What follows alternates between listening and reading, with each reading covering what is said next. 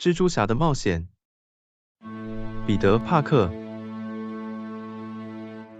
在一次实地考察中被一只放射性蜘蛛咬到以前，彼得·帕克只是一个普通的高中生。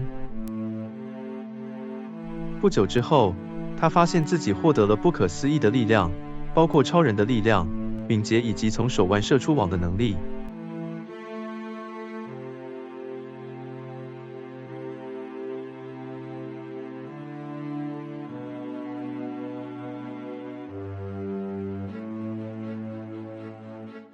彼得兴奋地测试他的新能力，决定参加摔跤比赛以赢得一些钱。他轻而易举地击败了对手，但当他未能阻止抢劫活动的小偷时，彼得意识到能力越大责任越大。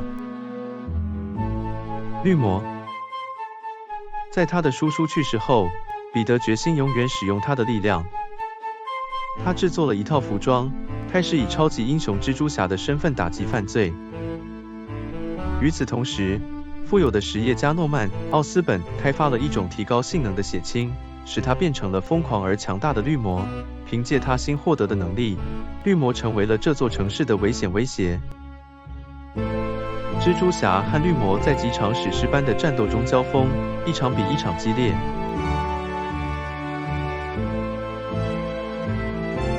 蜘蛛侠很快意识到绿魔实际上是诺曼·奥斯本，两人进行了最后的对决。章鱼博士，尽管他战胜了绿魔，但彼得的生活继续失控。他与儿时玩伴兼恋人玛丽简的关系变得紧张，他努力平衡自己作为蜘蛛侠的责任与个人生活。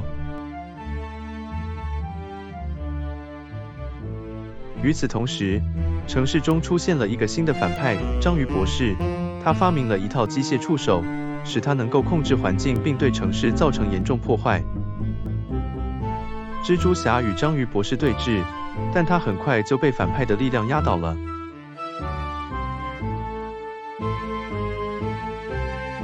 在 Mary Jane 和他的朋友 Harry Osborn 的帮助下， Peter 重整旗鼓并击败了章鱼博士。杀人，彼得的生活开始恢复正常，他和玛丽简终于开始了一段浪漫的恋情。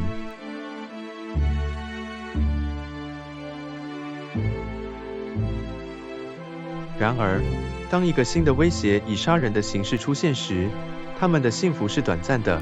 杀人已经变成了一个强大的杀人恶棍。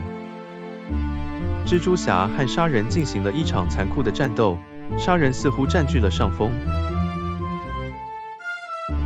然而，蜘蛛侠发现杀人其实是一个名叫弗林特·马可的人，他不小心掉进了粒子加速器并获得了超能力。意识到弗林特内心并不邪恶，蜘蛛侠说服他向当局自首。在敌人被打败、所爱之人安全的情况下，彼得终于能够找到平静，继续他作为蜘蛛侠和彼得·帕克的双重生活。